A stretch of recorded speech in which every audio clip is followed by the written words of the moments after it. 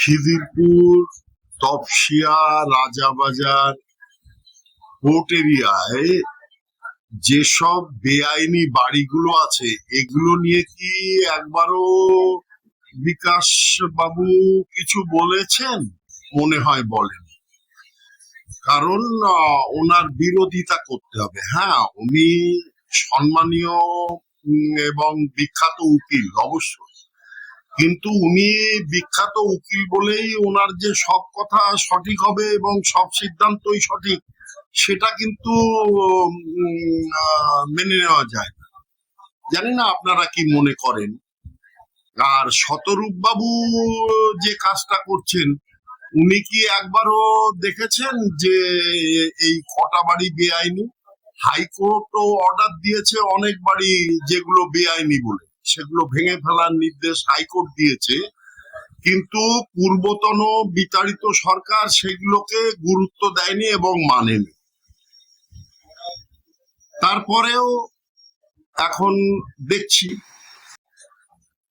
নমস্কার, এই শতরূপ বাবুকে একটু জিজ্ঞেস করতে ইচ্ছে করছে যে আজকে আপনি তো বুলডোজারের সামনে দাঁড়াতে চাইছেন সেই তিয়েনানমেনে ট্যাঙ্কের সামনে দাঁড়ানোর মতন ভাবে। তো আপনি কি একবার এই তপসিয়া, রাজাবাজার, তারপরে এই যে মুসলিম অধ্যুষিত অঞ্চল যেটা নিয়ে আপনার দরদ উঠছে, আপনি কি এদের চিন্তা করেছেন একবারও যে এদের জিজ্ঞেস করি যে আপনারা কোথা থেকে এসছেন? না না না, এগুলো উনি জিজ্ঞেস করতে পারবেন না। ওনারা তো আবার ধর্ম নিরপেক্ষ, গরুর মাংস খেয়ে ওনারা ধর্ম নিরপেক্ষ সাজেন, কিন্তু শুয়োরের মাংস খেয়ে ওনারা ধর্ম নিরপেক্ষ সাজতে পারেন না। খুব সমস্যা, কারণ ওনাদের আরাধ্য যারা তারা কেউই ভারতীয় নয়, আর তারা কেউ ভারত সম্পর্কে কোনোদিন কিছু বলেননি, জানেন না।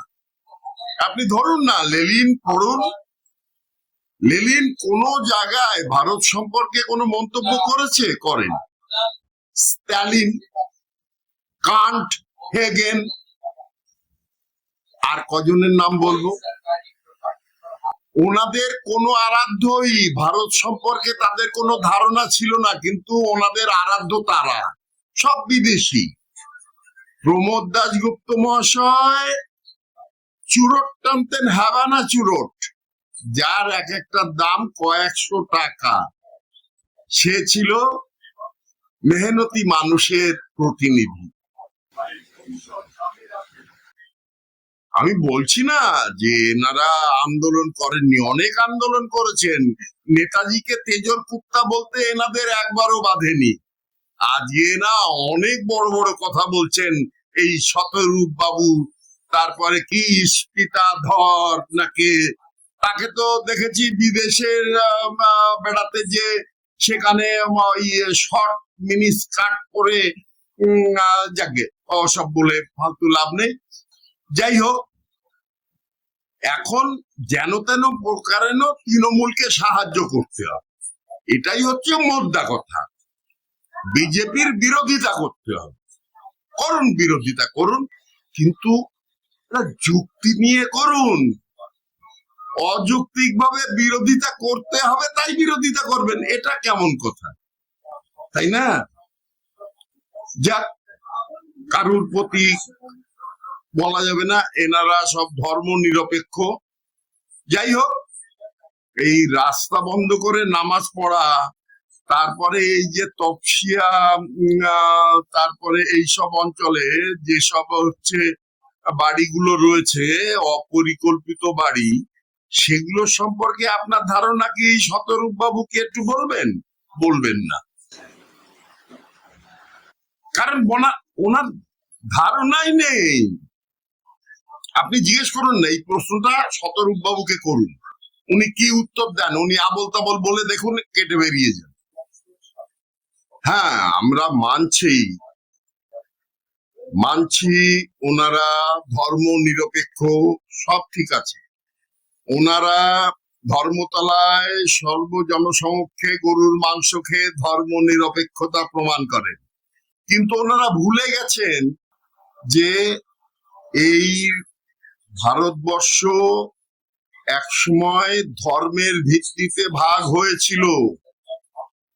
আজকে ওনার তো শূন্য থেকে মহাশূন্য, ওনার নেপচুন প্লুটো পার করে আরো কোথাও যদি ওই অ্যান্ড্রোমিডা M31 এর অপর কোনো প্রান্তে যদি ওনাদের জায়গা হয়, সেখানে ওনারা পৌঁছে গেছেন।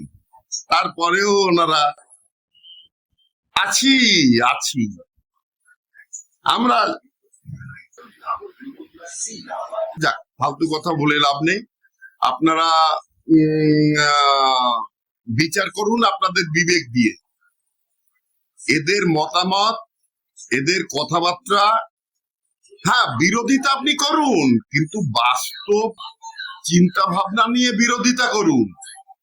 বিরোধিতা করতে হবে বলে বিরোধিতা করব, এটা ঠিক না।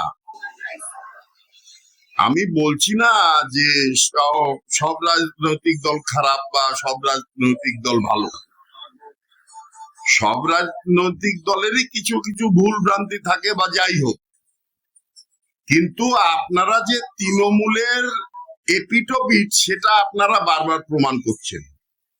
যাক, ভালো থাকবেন, সবাই ভালো থাকুক, শুধু দাঙ্গা না হোক। আপনারা এইভাবে একটা গঠনমূলক সিদ্ধান্ত নিন, এইভাবে বিরোধিতা করতে হবে বলে বিরোধিতা করবেন না। ভারত মাতা কি জয়, জয় শ্রীরাম।